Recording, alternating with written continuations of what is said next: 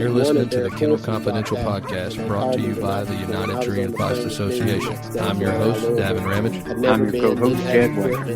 Let's get into the episode. And long story short, I talked to one of the local guys there as we were getting ready to leave. We thought we'd go down and buy maybe a couple souvenirs and at least bring something back. And he told me, he said, next time you come out there, he said, the summer before, get you some of them big goats and walk around with grain in your hand and have them follow you around the yard once a day. And he said, when you get your elk, that you take them with you and you take the packs and you put them on them dudes and they'll follow you out carrying that elk meat. Huh. And I said, what do you do with them after we get there? And he said, just turn them loose. The locals will adopt them, and it's not like they're going to go off and make a new herd of, goats in the wilderness. I thought it was a pretty good idea, but then I'm thinking, how do I get them to Colorado? Well,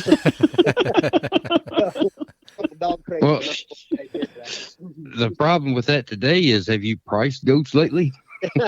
I'm not turning them loose. Hannah's the expert for goats, not me. I've got goats. I'm not hauling them anywhere. They stink. So.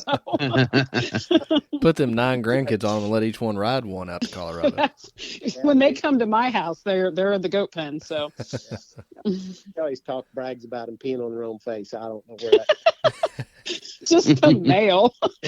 Yeah, I've always heard not to touch a billy goat's beard. No, don't do it. No. You'll stink for 2 or 3 days. It's got to wear off. Mm-hmm. Pretty nasty. So where do you all live at? Up near Winchester? Hannah? I wasn't sure who should go first. I'm actually in Harrison County, up in Cynthiana. Yeah, I'm over in Anderson County, which is Lawrenceburg, just south of Frankfort. Well, I guess I've held everybody up talking. We better get going. I thought we was almost done. Well, it is Kennel Confidential podcast. We had so much good hunting talk going there, we're actually already rolling. So we know a little bit about who you are, but the listeners hadn't heard you introduce yourselves yet, so we will give our guests an opportunity to introduce themselves. We are it's a father-daughter duo, right? Mm-hmm. And they are going to talk to us a little bit about the Kentucky Houndsman Association and Houndsman Associations in general. So I'm going to step back for a minute and give you all an opportunity to introduce yourselves. Well, my name is Doug Johnson. I'm the president of the Kentucky Houndsman Association. Been the president for, I believe, 5 years. Been on the board for many years. To be honest, I'm not 100% sure when I got on the board, but it's been at least 15 years based on talking to some people and you all mentioned Steve DeVary, and Steve was on the board for a while, and he and I compared some notes about when I got on the board and where that took place at. So we put together a timeline. So it's been at least 15 years for me being on the board. The year that I became president, Hannah, my daughter, who you'll hear from just a second, was present at the banquet, which is where we elect members and put people on the board. And so kind of asked her to jump on board. She has some, I'll brag on her just a minute. I know that's probably not what everybody wants to hear, but we'll take it. She's one of the more highly educated women that I've ever known in my life. She's got a associate's degree, a bachelor's degree, and a master's degree. She's been a professor at a college up in Cincinnati where she taught, I think, an economics class. Is that correct, Mm-hmm. Ken? Yep. Yes. And so I don't want to take the wind out of her sails, but so I needed somebody to manage the money, and little did I know she was going to jump on board and become our secretary and treasurer, and has done an excellent job with that, managing our accounts. And she's a person that I can, like Steve mentioned prior to, Steve was the vice president that got off the board last year, a sounding board for me. And it's comforting to know there's somebody that I can just call up within a minute or text and say, hey, how much money do we have in this account? And within a few minutes, no matter what she's into, I'll get an answer. So I'm going to let her introduce herself, and then you all can fire some questions back at us about the Kentucky Houndsman Association. Well, hi, everyone. I'm Hannah Chapman, and my stuff's pretty much been covered. I think I'm the secretary and treasurer. I joined the board in 2019. So, Are you still professing? no, the college actually, it was a small university that was opened in the 1800s, and COVID shut it down completely. They lost 50% of their students during COVID, and they just couldn't recover from it. Dang, it sucks. A college that old too. It was, Yeah. and it has a really, really cool history. It was actually carved out of the woods by a group of nuns. Wow. And yeah, very cool story. But so anyhow, COVID unfortunately shut it down. So I haven't pursued teaching since that, but I taught for 6 years in the business department. My master's is a business administration, and I was the business coordinator at the school for 2 years. Well, all these questions, I'm just going to toss them up, and whoever wants to answer them, just grab them and go with it. So I guess the first question would be, what would the mission of the Kentucky Houndsman Association be? Well, we have a mission statement, and we do have a website where you can read that. But to abbreviate that, it's to ensure that hound hunting in the state of Kentucky has a future. Mm-hmm. And there's a whole lot more to just that. So you all done a little background on the Kentucky Houndsman Association. So we are a watchdog group for legislation that might affect our rights and ability to free cast hounds. We work with the Department of Fish and Wildlife to ensure that what the regulations that they, put on us don't conflict with what we want to do and how we want to do it. And we have a great working relationship with the Kentucky Department of Fish and Wildlife, and very much appreciated the welcome. The door is always open up there. They're welcoming to our association, and in fact, I said numerous times that we are one of their most appreciated partners in recent years. So it's a work in progress, and it's something that didn't come by easily. We had to work to get our foot in the door and stay in the door. And, a lot of that comes from the leadership that I'm following up with. And I appreciate the people who made that way possible, before I came along. Doug Morgan, the past president, had a great working relationship. He also retired when I became president to pursue the 8th District Commission seat up there, and got it, and just retired last, I'm going to say 2 years ago. No, I'm sorry. Let me correct myself. I think he came off the board last December. Regulations for the board has changed a little bit, so it's a little confusing. There was a guideline at one time when your term was up, you were off. That legislation has been changed a little bit and tweaked to make sure that we have a seating commission throughout the voting process and the commission meetings throughout the year. So Doug's term had expired, but he stayed on until, I believe, the December commission meeting last year in 2023 was his last date there.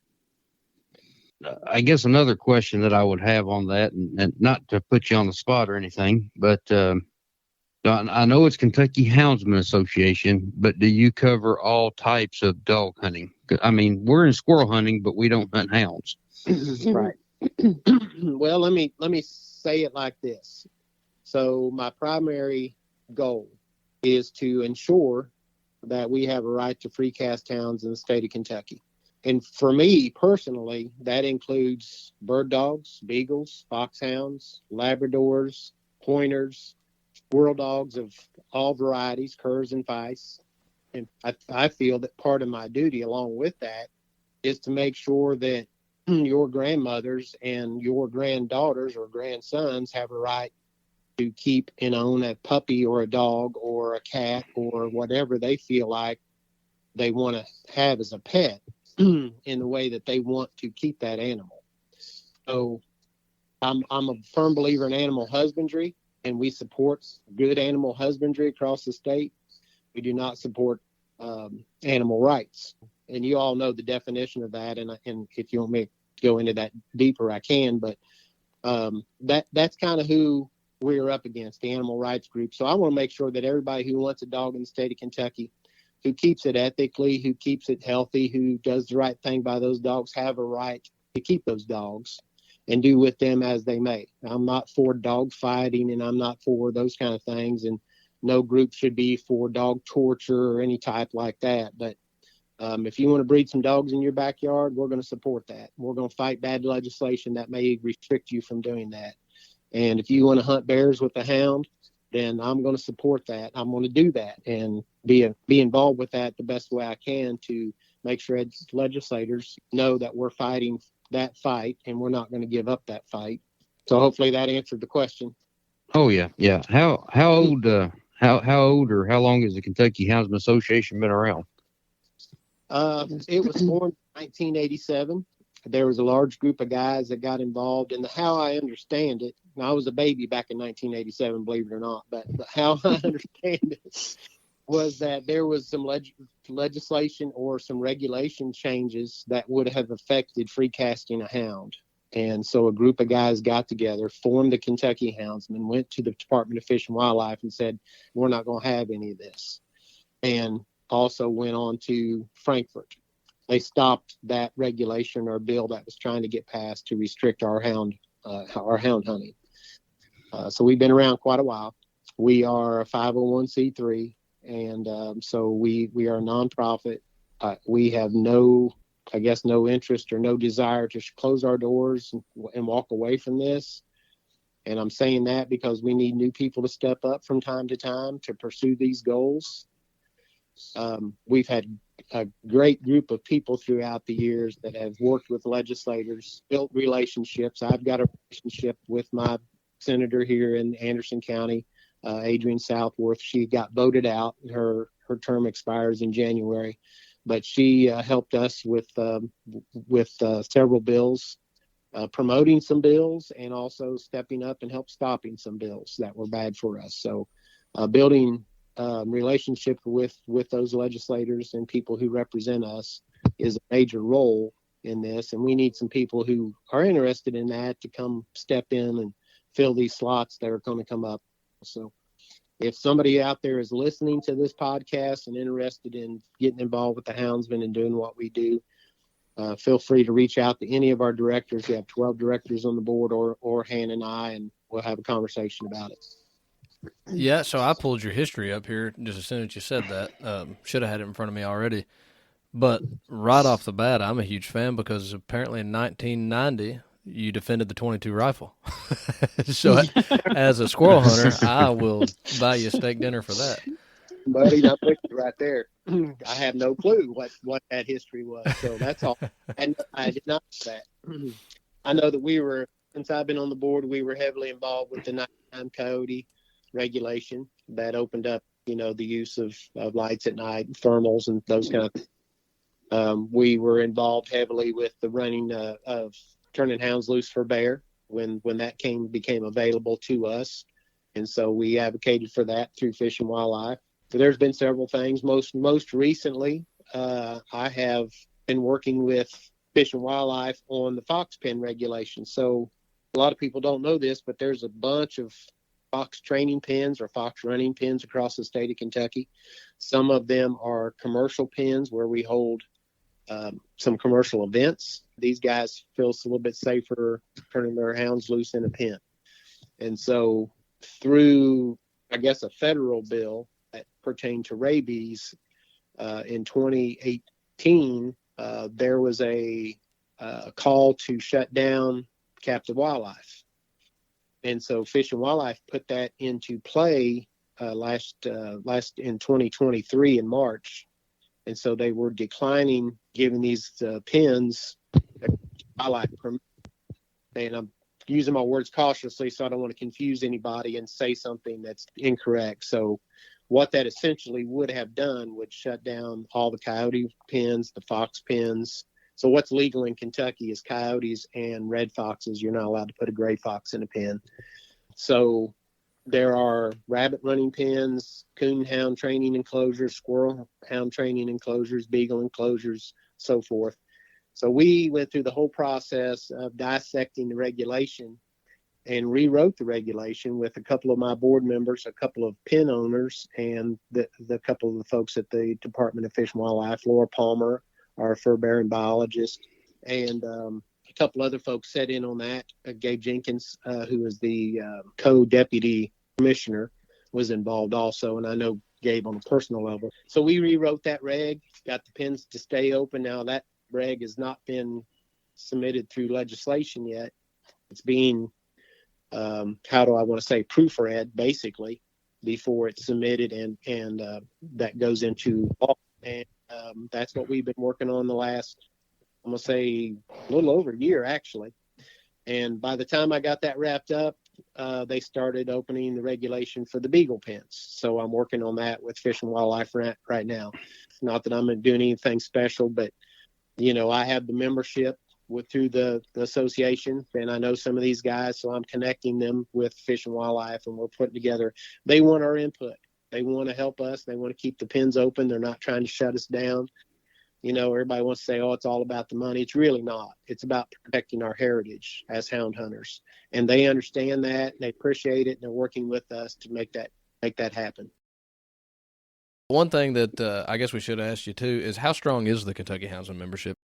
I keep the membership list as the secretary, and I know we are individual memberships. And when we say individual, that's a family membership.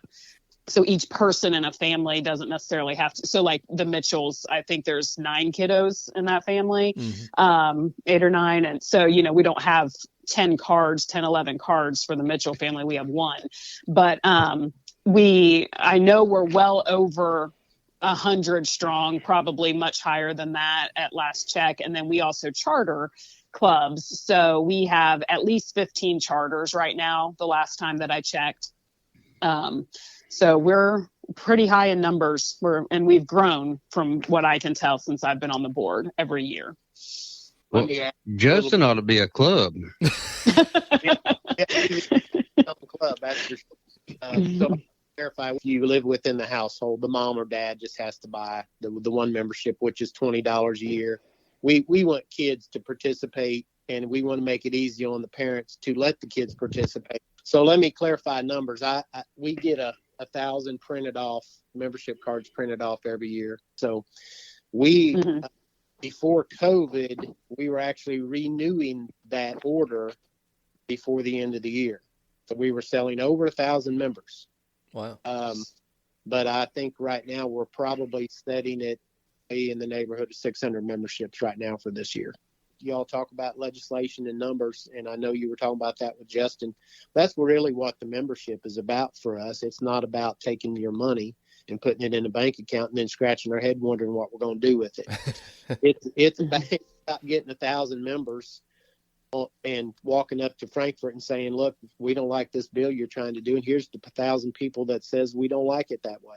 Numbers make a huge impact when it comes to legislation. And it makes a huge impact when it comes to our voice with Fish and Wildlife. So on the topic of legislation, though, you know, it's there was a couple states I had in mind. Colorado is the only one sticking out to me because that's the loudest one right now. But, you know, the fight that they're getting ready to have over their hound legislation, when state associations get involved, you're not necessarily hiring lobbyists to do this arguing. I mean, you're letting the houndsmen themselves step in and do the arguing. I gotta admit, it's mostly me. And so when the legislative session starts here in Kentucky, you know, the first week of January, I turn the computer on, get my coffee going, and watch what's happening. If I see something that's going to pop up that looks like we need to get involved with, I start sending emails out, making phone calls to legislators mostly. We've got some great people within the Senate that represent sportsmen and houndsmen. I'll mention Robin Webb. She's been an advocate for the houndsmen for a lot of years, and there are a few more. But it is advantageous for us to have, you know, people's cell phone numbers where we can get a hold of folks real quick. And so I watch that throughout the session. And if we need people to send emails, I start reaching out to some of these charter clubs and sending emails and making phone calls and get support from some of our members. Usually it's to the directors first. And we, like I said, we have a 12 board director, and then some of their friends and contacts and so forth. Here's the thing about legislation. You all may know this, but I want to say this to people who are listening. If somebody wants to get a bill shut down that's really good and they hate the idea of it, they just tack something on. It just takes one sentence to say you can't do this with, some weird oddball thing while you're chewing gum and walking down the sidewalk. And so the bill doesn't pass because of that one-liner that they threw in there.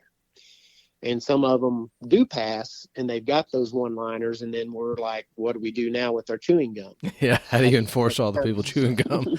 Yeah, those piggybacks ought to be against the law anyway, I think. That just defeats the purpose of what they're doing. Sure. So I want to bring up this torture bill. The torture bill was specifically designed for torturing dogs and cats. And they have been trying to get this right for about 5 years. And they've been working with representatives and senators. And there's a group that had the legislators write this bill.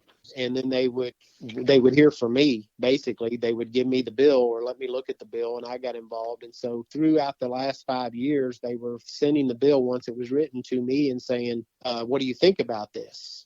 And so it's been submitted, and I fought it, and I fought it, and I fought it. So they got to the point this year it passed. Nearly 100% of them, the senators, supported that bill. It was something that wouldn't affect what we do. There were certain areas in that bill that said whatever is allowable through Fish and Wildlife as far as hunting dogs and training methods and so forth, that this wouldn't affect that. They essentially called me and said, look, we know you're not going to advocate for this bill or support this bill, but could you please not come out against this bill? At this point, they had the wording where I thought we were safe. And since that bill has passed, and I couldn't have fought it with as much support they had from the Senate across the board, even if I brought all of our members to Frankfort. So nothing in that bill is going to affect us. So this bill, I want to clarify, this torture bill says it's a felony to set a dog on fire. It's a felony to impale a dog. It's a felony to electrocute a dog with 120 or 220 volts, with the intent that you're going to maim that dog and cripple or kill it. So the people who say, well, that's bad for coon hunters, if you're doing that to your dog, then shame on you. You don't have any right to be a coon hunter, or I don't want to associate with you. Is it the collars is that where they were afraid maybe that it would affect? Well, yes. And so the previous bills had, they didn't say shocking a dog, but they had electrocuting a dog. They had beating a dog. And so the definition of that wasn't very clear. So I said, I can't support that. Look, if my dog is barking, we're going to put a shock collar on that dog so I don't annoy the neighbors. If a dog gets into a fight with a puppy, I'm going to smack it on the nose and say, hey, look, that's not how we treat each other around here. So is that beating a dog because I struck it? That had to be defined. And what was the intent of those actions? I want to tell you that I did not interject or give any advice to those bills. I let them run their course, but I would not support those bills in the way they were written. They were too vague. Part of the bill that passed said that modern training methods with electronic collars and so forth were totally acceptable and understandable. So that was part of the Fish and Wildlife section of that, and training dogs. And dogs that are seeing-eye dogs and so forth, it applies to all those dogs. And so that had to be defined, and that's what they did with this bill. There's still some stuff in that bill that's too vague, that will never be able to convict a person for a Class D felony, which is what that is. And I'm okay with that. I think what I started with this conversation was to tell you all that since the houndsmen have been formed, there's been no animal rights bills that's been passed in the state of Kentucky. So this might be a little tricky. Recent disasters across Southeast, all the tornadoes and hurricanes and all that. Does the state association have an emergency fund or do any fundraising for stuff like that? We do not have that. And one of the things I've talked about in the last couple of years is we need a legal fund set aside for an attorney retainer to represent some of these guys who get their dog shot. We typically have a dog or two shot every year in the state of Kentucky. Sometimes our organization hears about it. Sometimes we hear about it, months later. If we hear about it, we try to get involved if we're contacted. We're not trying to butt into anybody's business. And some guys have the funds to represent themselves. And I still want to talk to them and help in any way we can. I do want to say this. So if you get a dog shot in the state of Kentucky, the first phone call should be to the Kentucky State Police. I thought it'd be to 811. Yeah. Call before you dig. Before you dig. So, I 100% understand what you're saying. I don't know that I take time to dig, but so I want Hannah to get involved with this part. I'm gonna say 3 years ago we had the youth. So we had the Youth UKC Nationals, which is a youth coonhound event in Elizabethtown, Kentucky, hosted by the Coon Club there. We, as a board, voted to support that because it was a youth event in our state. We have the association, and we also have the foundation. And the foundation is strictly funds for youth events that we gain those funds through special commission permit sale raffle for the elk tag, and we actually do a auction, a blind auction for the deer permit. And so there's two different bank accounts set up for two different purposes. But as soon as we heard about the disaster that took place, we wanted to get involved. So at the Youth Nationals, I met a man named Jamie Estep, who is a UKC United Kennel Club rep. And so Jamie, great guy, but he set up a donation thing with another church. He knew a pastor in North Carolina, and he put a post on Facebook. And so we have a Facebook group just for our directors. And so I polled those folks. They all got back the same day and said, yes, let's make a donation. So as I spoke earlier, we've done really good with funds, and I want to get Hannah in this, but I'm going to take the wind out of her sail too on this conversation. Hannah, you can talk about the money part of it. All of them said, yes, let's do something quickly. So Hannah, you want to talk about the process of how that handled? Yeah, we just, we all agreed on the same amount, and we PayPal'd it over to Jamie that day. And I believe he even posted on Facebook and the amount of money that they were able to raise from various coonhound and hunting organizations. And I believe they trucked the supplies down to the Carolinas. So yeah, pretty much as simple as that, really. But any kind of help at all, sending groceries, like I said, that was really cool to see. But I think a lot of people do want to, it's easy to jump to money, but what people need immediately are goods, so that's right. That's pretty awesome. Yeah, they were buying the goods and putting them on. I think he had 2 tractor trailers taking the stuff down, and we were happy to help a little bit what we could. Now, you probably haven't had much interest, but have you ever thought about doing, I know you do coonhound events and fox events and stuff like that, but have you ever thought about doing a squirrel event? Yes. And so we would love to have some people get on the board that are more knowledgeable with the squirrel dogs than we are, the board members that currently exist. And some of us, I cut my teeth on squirrel dogs back when I was a kid over in Magoffin County. Everybody had a squirrel dog. There were coon dogs, but there were no coons in Magoffin County back in the mid-'70s.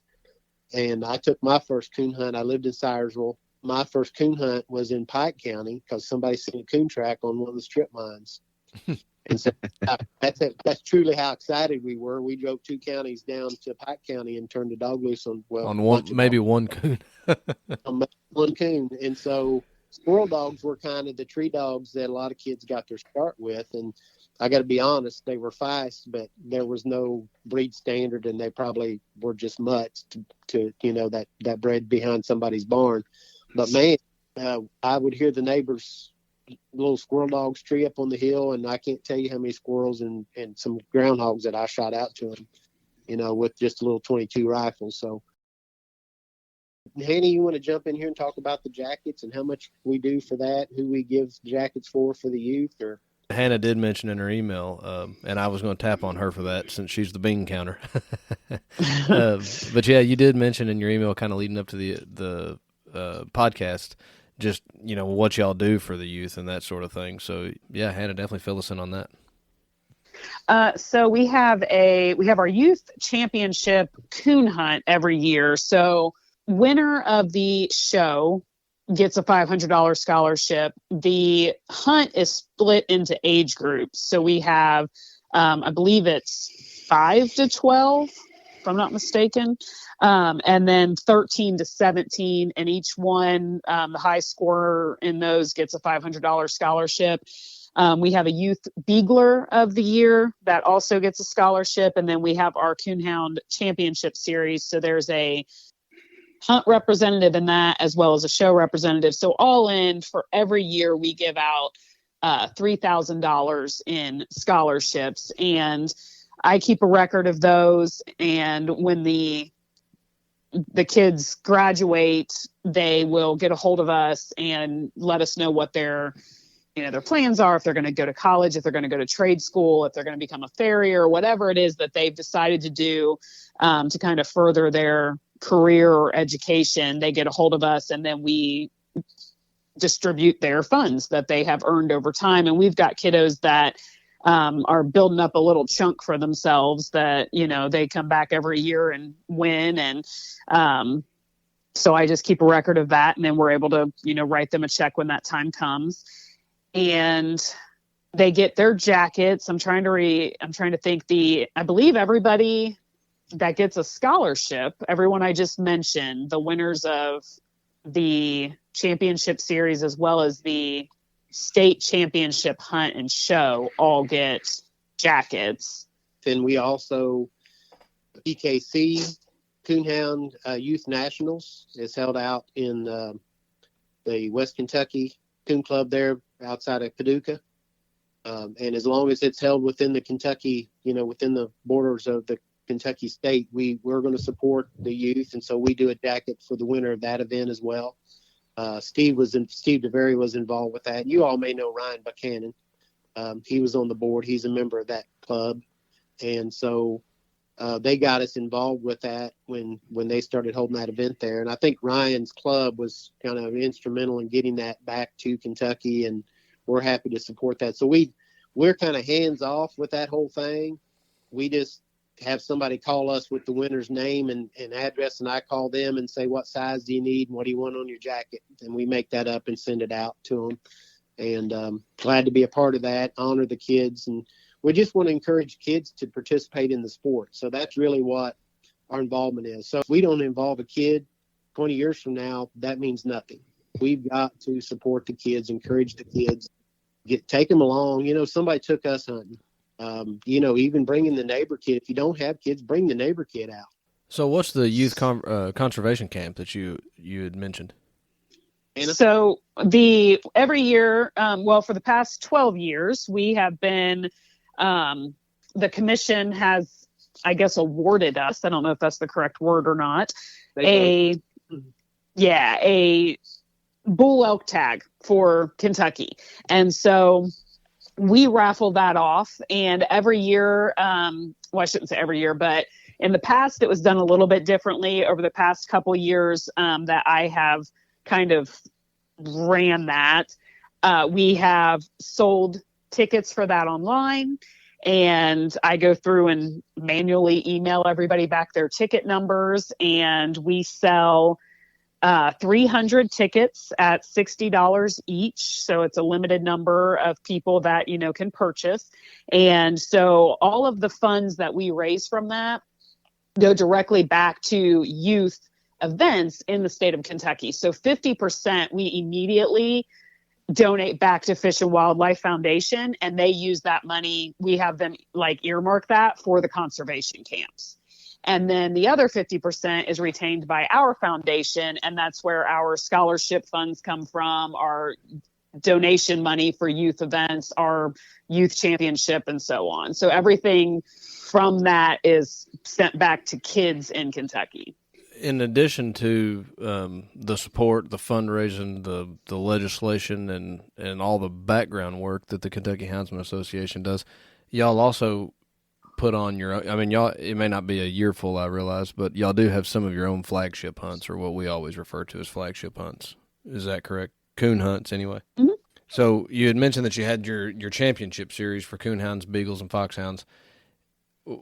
Kind of take us, or at least take me through that pace a little. Is there a point system or award system, or what's the end goal by the end of the series season? We have a spring championship, usually in May. We have our annual benefit for sportsmen's rights, and that one is usually first or second week of June. It used to be in July. It's kind of moved around a little bit. Last 2 years, it's been in June, and that one is held at the Dix River Coon Club. We have our state championship, which we have been hosting at the Clark County Fairgrounds in Winchester the last few years. And then we have the state championship youth event. Same thing. It's at the Winchester Clark County Fairgrounds. And so those are our big coon hunts. The Beagle guys have events every year, and the Foxhound guys do as well. So we have what we call a championship series, which was created about 7 years ago. We wanted to give our members more than just the coon hunts, the beagle hunts, and the fox hunts that they go to. It's kind of like some of these guys call them a state race. So basically, it's accumulation of points throughout a series of events that we hold. So the beagle guys have their events. I think they have 5 that they award points for this series. They did a invitational hunt last year for the first time. So basically, they were giving out points for each event. So you place here, you place there, you get 10 points or whatever. The Foxhound guys have their own point system. The coon hunts, which I've been more directly involved with, have had 2 different types of point systems, and one was really difficult to track, and it took hours to plug in a bunch of names and numbers, and then so many points per event per your placement. And we just narrowed it down with guys like Steve DeBerry saying, hey, let's simplify this and just give everybody 10 points for each cast win. And so we started that a couple years back, and it's been so much easier. We do have a tiebreaker system where you get 2 points for a Final Four cast, and every youth that enters any of our events gets 2 points just for participating. So that's an accumulative score at the end of the season. So there's 7 hunts totals for the coonhound events. So the winner of that gets a jacket for that, and the youth get the scholarship, as Hannah's already mentioned. Well, I know that I've learned a lot about the Kentucky Houndsman Association, because just to be frank with you, I figured y'all were there for legislation, being a state and organization. But I really thought y'all were more of a statewide hunting organization. But what I've learned now is that that's probably like the least of y'all's worries. Y'all do a lot more for the houndsman community than you do as far as putting on the hunts, which is really cool. And then, so Hannah, you had mentioned too, and Doug, I don't know, whoever wants to answer this one, the annual membership banquet y'all have that you give out awards, I guess, to your members or houndsmen or youth or whatever. I was kind of curious just what some of those awards look like. Is it the biggest coon, smallest coon award, or is it sportsmanship awards? What are you awarding your members with? I do about anywhere from 12 to 20 jackets for the banquet. And that's the majority of those prizes. The scholarships and certificates and those kind of things have already been awarded for the most part at some of those events. When we're in direct contact with the kids, we give those out. The kids that aren't in direct contact with, we try to do those at the banquet. We've conserved some money. We're putting that back into some of the prizes that we give, and we think the jackets are more appreciated than a trophy. So we try to lean toward that a little bit. And so this year we have voted to do an invitational hunt instead of just awarding the guy with the most cast wins. We're going to invite 16 dogs to compete in an invitational hunt to be crowned the championship series winner for the coon dogs. So the Beagle guys did that last year. They had, I want to say there were 64 dogs qualified. They had 30 something show up to the invitational. They did an elimination style hunt one morning out at Peabody, and really was a good event. They got cash money for the top 4 dogs in the last cast, and everybody loved it. Now, where is the banquet held? The last 2 or 3 years, it's been at the Clark County Fairgrounds. The Clark County Fairground was very good to us the first year and let us rent the fairgrounds for our youth event free of charge. And so they've been good to us. They tweaked the numbers a little bit to give us a discount if we have multiple events. And I got to tell you, our state hunt, that was the last weekend in September, had multiple people come up and said, this is the best move the Houndsman made in a long time. So most of our members are in Eastern Kentucky. And we've got members across the state, but the majority of them are there within an hour or two driving of Winchester, and the hunting there is pretty good. So we don't go to the mountains. And so it's a good location. We've got a lot of support.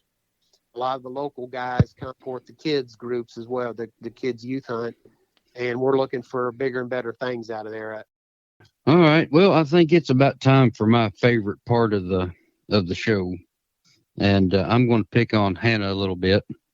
So I try to get a funny story out of people on every podcast. And we've heard a couple on you.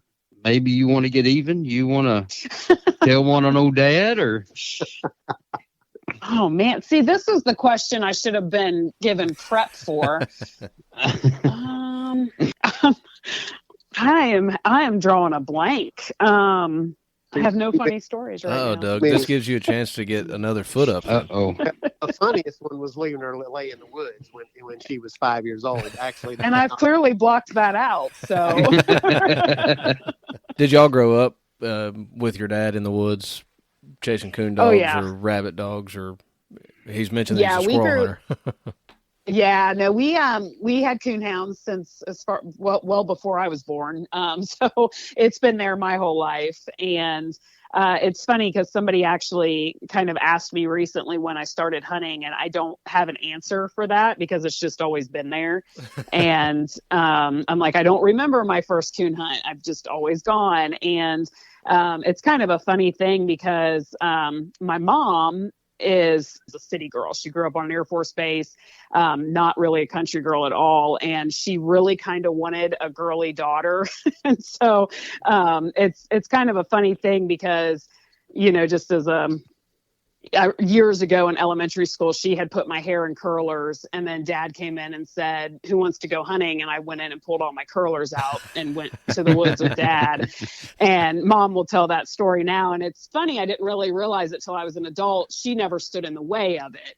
And, she was just like, okay, she's going to go hunting now, So, yeah, we all have kind of grown up doing it, and it's cool because we've got, the grandkids getting out there, nieces and nephews, going out there and doing it too. And well, does your mom have a girly girl now? Does she have a granddaughter, or do you have a sister maybe? Did Mom get her wish? So my brother has 7 kids, so there's 5 girls in there. I'm sure that one of them will be girly. So.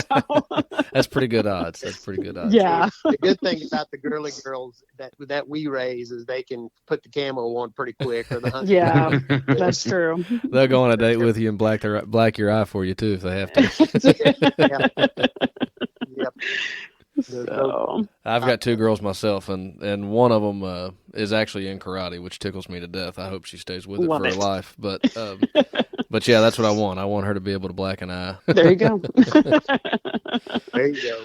You got to have that. I call raising women warriors is what I call it. Hey, so I like that. Yeah. If they can't black your eye, they can shoot your eye out. So, not a man big enough a bullet won't stop. Yeah. So real quick story about Hannah. We lived up in Northern Ohio. I got transferred up there with my job. And I think it was the second night she went with us. And so my son, I packed around on my back, for a couple months there before he was able to walk with me coon hunting. I think he was 3.5 years old when I started taking him. Hannah was probably 4 or 5. Mm-hmm.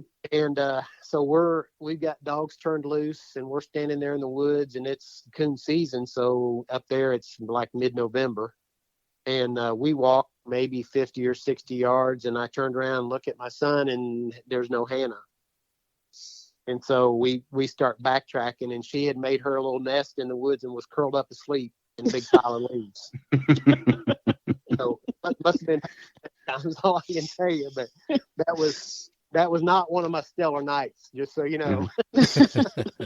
Even a 5-year-old curled up in a big ball of winter or fall leaves, and not knowing where she was at was not a great feeling when you start backtracking. So that was not funny at all. When I was running beagles, my sons used to go with me at night, and we would sit on a tailgate and listen to the dogs running. And both of them have curled up in a dog box and slept. So, that happened. That happened quite a bit. There was plenty of times when she was curled up in the seat, although they hung in there pretty good with me. But, you know, when you're coon hunting, once in a while they get out of pocket, and then you got to go search. And then sometimes if you're not close enough to take them home, they got to tag along. So there's been some sleeping in the cab of the truck for sure. Mm-hmm. There, you know, for a lot of years we took coon hunting real serious. We and Hannah and I have been breeding the same line of dogs dating back to when, Hannah? The late 80s, early 90s? Yeah. Mm-hmm. Got like fifth or sixth generation standing in her kennel right now that's in heat that will be trying to get bred next week. And they're just dogs that we've appreciated in natural early starting dogs that we've kept, you know, through the years. And so we've tried to concentrate on things that please us. We're not much on competition hunting, not because we don't appreciate the competition field and what that all entails, but we would rather go out as a family or a group of friends and just have a good time coon hunting. And that doesn't mean we have slacker dogs. We just, we like what we like. And I got to be honest, the style of dogs that I hear about in today's world that win the hunts are not the style of dogs that I grew up with. And although I appreciate all styles of dogs, I like a certain style for myself to pleasure hunt. And so you get to a point where sometimes you get too serious about some things. And I know that my son doesn't hunt as much as he did because I probably burned him out as a teenager, because I was the chauffeur and he was the handler. And you know, there was a lot of truck talks on the way home about what he did wrong and what he could have done different or right, and how bad the dog performed or how well the dog performed. And so at times, I got to be honest, parents, listen up. You can take it too far, and you can push your kids too hard. And with the best of intentions, you can do more harm than good. And so my lesson was learned a little while back when my youngest daughter and my grandson, we were out coon hunting. The dogs messed up. I got mad. I'm telling them, hey, you know, when that dog comes home, I'm going to put it up for sale. And I don't even know what the whole scenario was. But as I was getting ready the next night to go, I noticed there was no kids that were eager to get loaded up in the buggy and go coon hunting. And so that trend continued. And I said, what's going on? It's like, Dad, you get mad at the dogs. So my daughter kind of quit on me. Of course, she's in 9th grade now, so it's hair's a nail for her right now. and so my grandson, you know, he was hanging in there a little while longer because he likes shooting the coon out when it's coon season. And he said, you know, I don't really want to go because you get mad at the dogs all the time. And it's like, I'll make you a deal. We'll go and we'll just have fun. And I don't care if we play in the creek and catch crawdads, or, you know, try to catch a minnow with your hunting cap, or take your boots off and wade in the creek, or we go tree a possum, or whatever the case may be. We're just going to have fun. We're going to go out and enjoy nature, hang out. If the dogs do great, we're going to pat them on the head and go back to the house and have good night's sleep and what I call a coon hunter's breakfast, which is biscuits and gravy, which he lives for. Me too. And if it's not a good night, we're going to have fun doing something else. But we're going to have fun no matter what it is. And that's the biggest thing. So I got to tell you this quick story. This may be the funny part, and Anna can add to it if she would like. So when my older kids were in high school, my son and Hannah, they're 3 years apart. They were both in FFA. And they finished high school up in Clinton County, Ohio. Again, that was where we lived because of my job. And during their time in FFA class, they used the coonhounds as their specialty animals. So a lot of kids were breeding, using cows and that. They raised hogs too for the fair, but we also did specialty animals, our coonhounds, and they kept track of all the nights they hunted and so forth. And at one point, my son came to me and said, "Hey, we got an idea. We got people asking us about our dogs and about coon hunting, and a lot of these kids who are farm kids had never been hunting before, any type of hunting. So with the permission of the school and the FFA director, they put up a sign-up sheet. And the first sign-up sheet was for Tuesday night. We did Tuesdays and Thursday night during coon hunting season, but we were not allowed to take a gun because that was one of the rules the school applied. And so we had Hannah, maybe 3 or 4 kids go per group. Yeah. We had these kids meet us at the McDonald's there locally, and we took them to woods and turned the dogs loose. And I got to be honest, it started out as a coon hunt, and a wrestling match broke out, and the girls were way worse than the boys. You talk about a bunch of plowed up cornfields, man. The fur was flying, and we really enjoyed it. So that started out as being like 4 nights. We were doing Tuesday and Thursday for 2 weeks. And at the end of that, the next Tuesday, kids were saying, "Hey, when do we get the sign-up sheet? Where's the sheet at? My dad wants to go." And it was like, this continued on, and I really don't recall how many months, but it continued on off and on through the whole coon season. And at one point, we had 5 truckloads and carloads of parents and kids going to the woods with us. Cool. Mm-hmm. There were 20 and 30 kids standing out in the middle of a cornfield while we turned our dogs loose to teach them what coon hunting was all about. And so the funny part of that, again, was the girls in FFA class are way rougher than the boys. But careful, once we get tripped, and man, it was just an all-out brawl. There'd be 3 of them on the ground just rolling around. And we had to break them up. Now it was all in fun, of course, but we had a blast, and I cannot tell you how much that touched my heart. I had a kid jump in the truck one day, pulled up next to me, and I had a single cab pickup truck at the time. He slid over next to me. We were doing like 4 in the front seat, and he said, "I wish you was my dad." Oh man. And he was the one kid who didn't have a dad in his life and his presence. Mm-hmm. And he was a single mom. And so, man, I got to tell you, you don't forget those comments. It carries you carry them with you your whole life. And so I would encourage anybody to find a kid who wants to go. There's kids out there all over the place. Just ask them and take them to the woods. And, put your heart into that. If you're listening to this podcast, somebody took you hunting, and return the favor. Well, did we miss anything? Is there a plug or anything for the association or anything that y'all would like to add?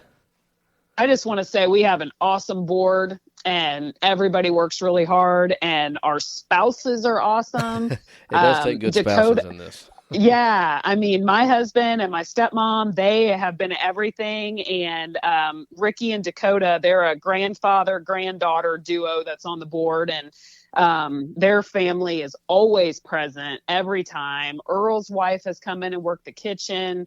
Just everybody steps up. And I've joked the last couple years, Dakota's fiance, I said, man, these houndsman husbands, because she'll be texting him, I need you to bring this. I need you to bring this. And then I'm texting my husband, did you remember to grab this? So we have a really, really awesome group of people. I would agree with that. Good group. And again, we need to recruit some more because some of us are getting old. So appreciate you guys calling us and inviting us on the podcast. And yes. Hopefully we've encouraged some folks to step up with the youth. We would encourage some people to get more involved. And if we haven't been clear on anything what the Houndsman stands for, we're just fighting for the rights for you all to free cast a dog and own a pet. Mm-hmm. And we'll continue to do that. And we need people to continue that tradition on and to help us preserve our heritage. So thank you again for the invitation. Mm-hmm. Podcast. Yeah, lots of good stuff. And like I said, I kind of I learned more about the Kentucky Houndsman Association just by interviewing you.